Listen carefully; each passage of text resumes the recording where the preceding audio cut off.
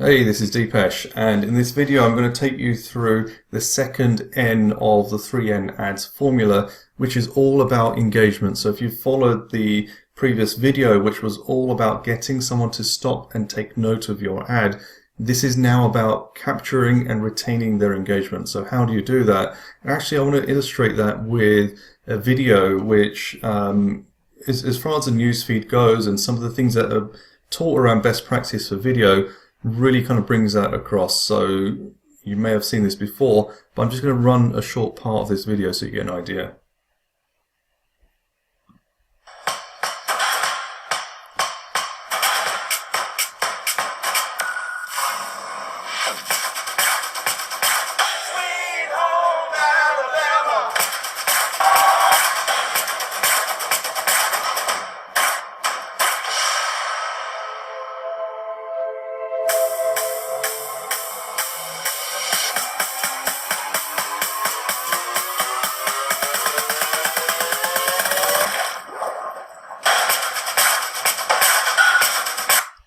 Now, one of the key things to notice about this is how they use the music to complement the video. However, without the music, you can still get a sense of what's going on as well. So they're using the visuals, they're using the sound to really get the effect across. And you know, when you combine the both together, you're getting that kind of whole immersive feeling of the drum beat and the pulse of the video, which matches as well. So it really keeps your eye drawn, it keeps you interested in what's going on.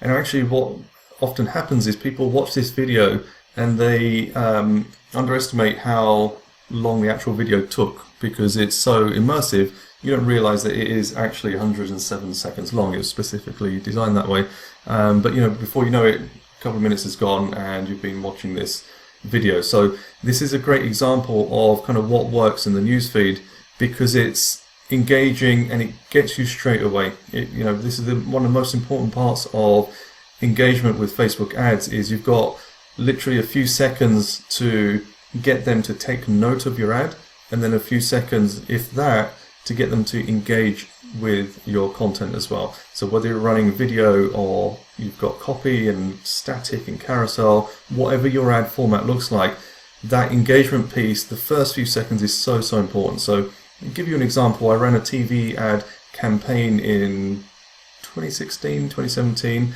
and we took the same video from that TV ad and we ran it on Facebook as well.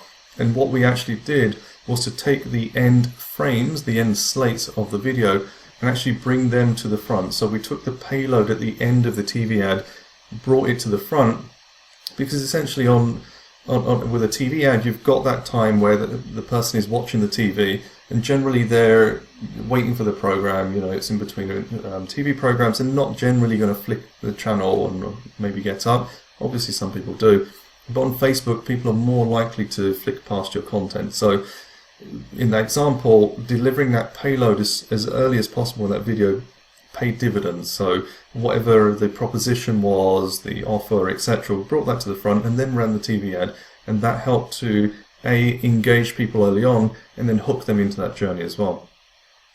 And one of the things that I like to tell people is to take the customer from their goal to yours, one nudge at a time. This is what it's all about with engagement, which is, you know, no one's going onto Facebook or Instagram or any of these other platforms necessarily to go and buy something, but they will buy something if they find something of interest, or they'll sign up, etc. So your goal is to identify and understand their goal and to slowly bring them towards yours. So in these next screens, I want to take you through some kind of copy practices on how to get that engagement. So, you know, in the previous video we've talked about the visual a lot more. I want to now focus a bit more on the content and the copy. So in this example, this is a pet store, completely fabricated, just to give you an illustration of kind of how it looks. Actually, I put this together in Creative Hub, which if you haven't used, you absolutely should. It's great just for setting up some ads and testing without having to go into Ads Manager.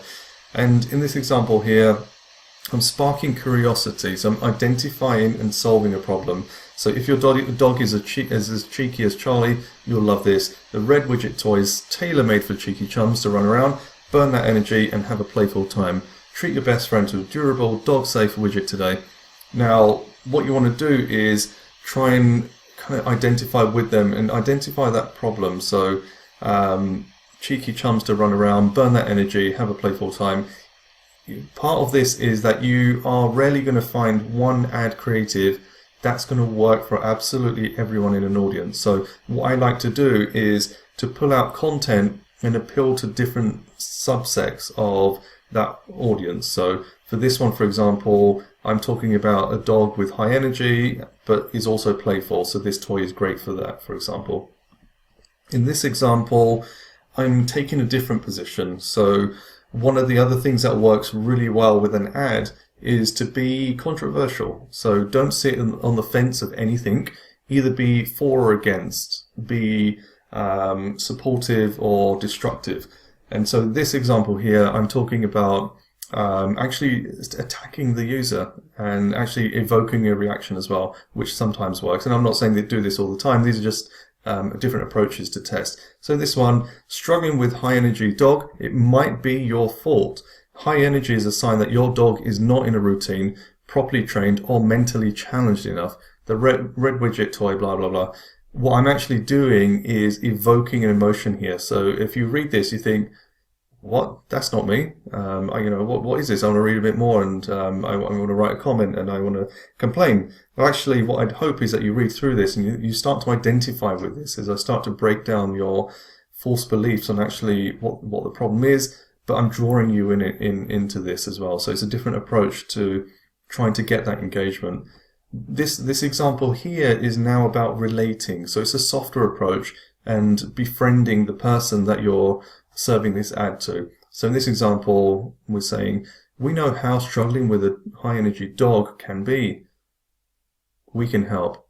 High energy could be a sign that your dog is not in a routine, properly trained or mentally challenged enough. So all we've done from the previous ad is just to change that first line and to try and bring in a soft, subtle approach. So, I would, for example, run these ads to the same audience and actually see which one is getting the better click-through rate and hopefully the sale or whatever my kind of goal is off the back of this.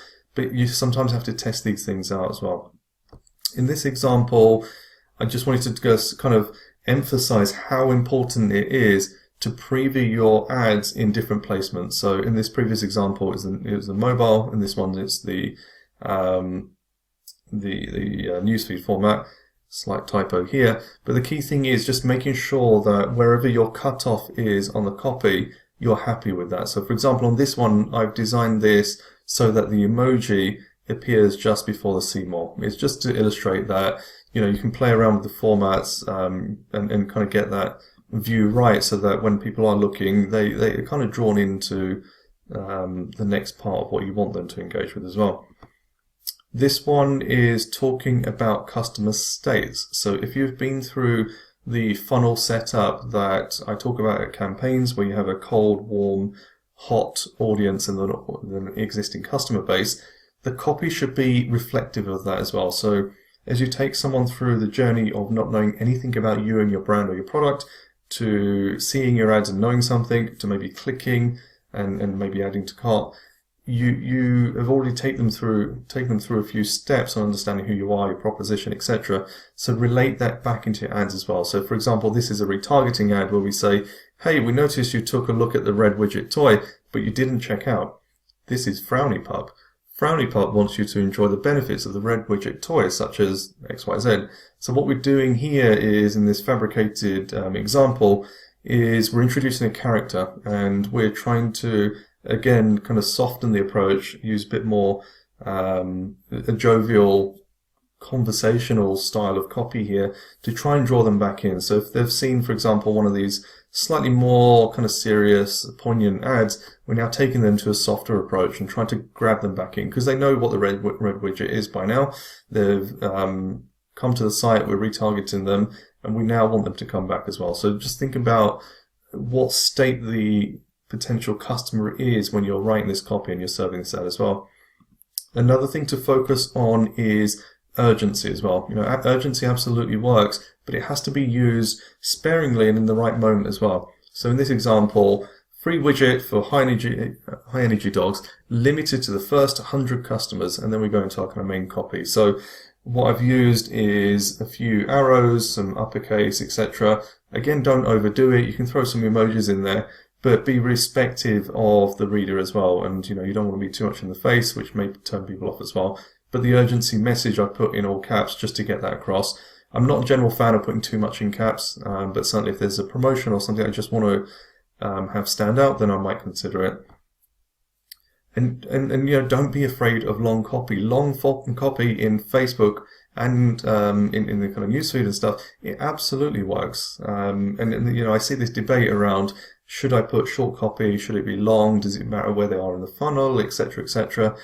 My obvious answer is, first thing, test. But the second thing is, don't be afraid of long copy, especially if you are selling an item which is, it needs a bit more of a storytelling, or it needs a bit more of a journey of kind of understanding exactly what you are selling, especially if it's like in this example, a red widget toy that just doesn't look like anything normal that you've seen before. So I might need to introduce a bit more copy to convince you, A, to take interest, and B, that it's worth your time as well. So in this fictitious example, I brought in a made-up expert, Dr. Dan Kirscher, who gives some kind of reference around the expertise and the kind of science that's gone into creating this toy, and then some kind of bullet points on kind of the unique selling points as well. So you can kind of bring that out in your copy. But when you do create long copy, the most important thing is the first few lines. So it doesn't matter if you're writing 5 lines, you're writing 20 lines. If you don't get those first few lines right, no one's going to click you or read more. So absolutely focus your attention on that top part of the ad. And the other point I want to get across is also think about trying to be a bit different in your newsfeed as well. If you go through your newsfeed, you'll notice that a lot of the ads are samey, same format, same style of images, etc. Just try and think a bit different. So in this example, we're not using an image, and so this is a newsfeed ad with copy and then a kind of link at the bottom, which is the newer format for Facebook. And it's just different. It also looks a little bit more natural in your newsfeed. You could argue if you're interested in pets, then maybe this little guy here is fairly natural in your newsfeed. But again, just think about different approaches to stand out. And the other thing I want to also point out and emphasize is, do use Creative Hub for mock-ups and inspirations. Creative Hub is a great way of bringing across different ideas and approaches to kind of what can be done with Facebook as well. So the Creative Hub is available as part of your Ads Manager. There are different sections that you can go through.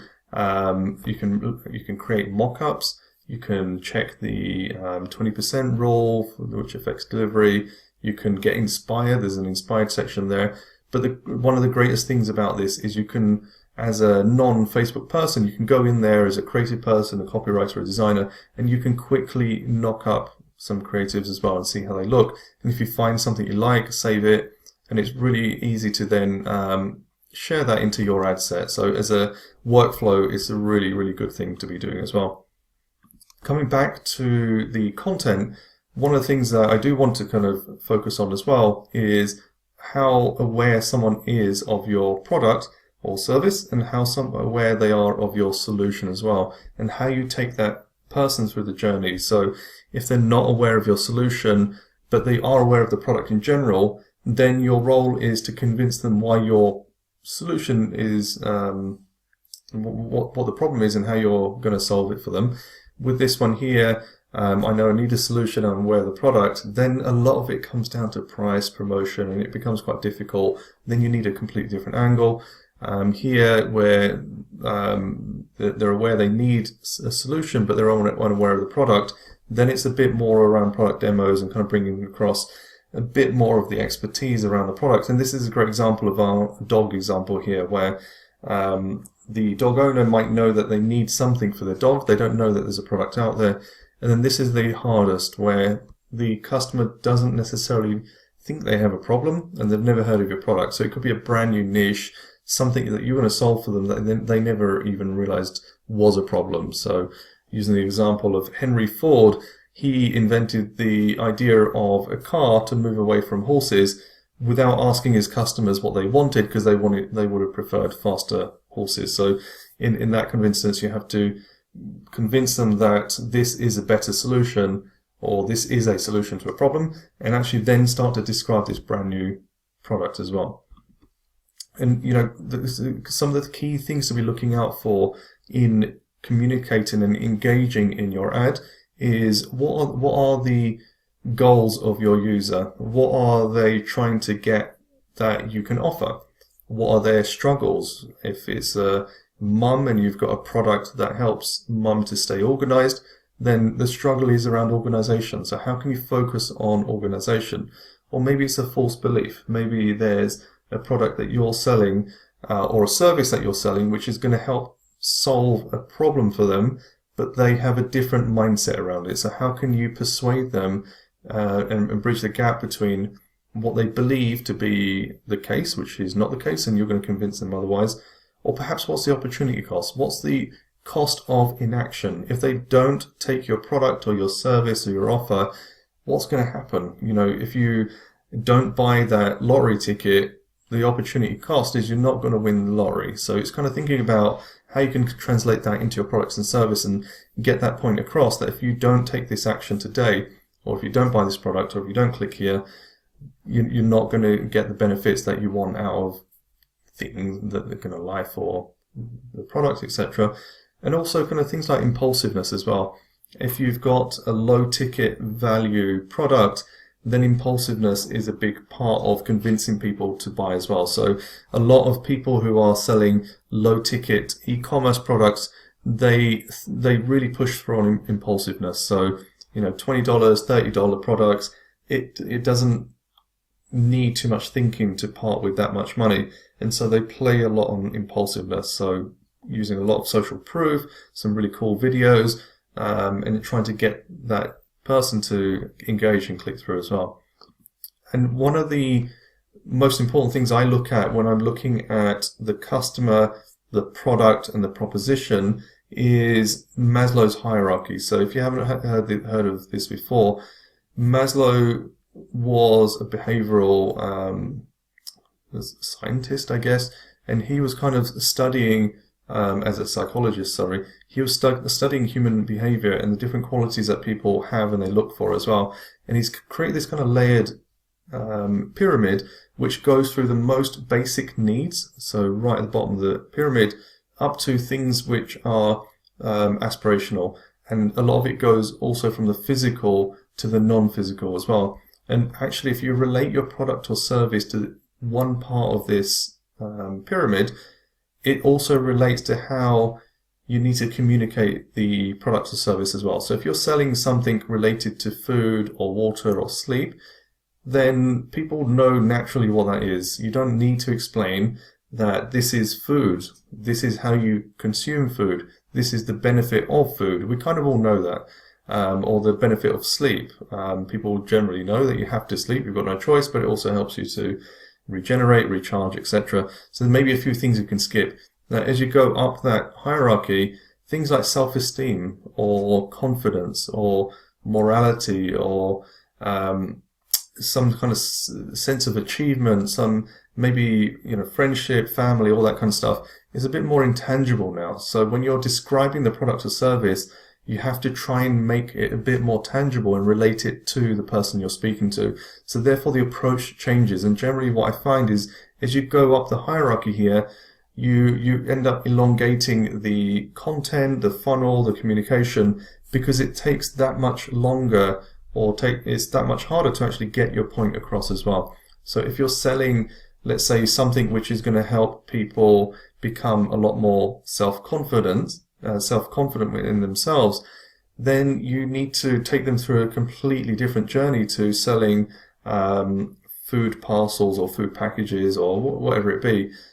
And so the kind of copy has to be a bit more inspirational. It has to connect a lot better You're probably going to end up using long copy. You're probably going to end up maybe using email capture and take them through an email journey, etc. So I like to reflect products on the kind of hierarchy of needs as well. So it's just something to think about when you're coming up with your ads and your engagement as well.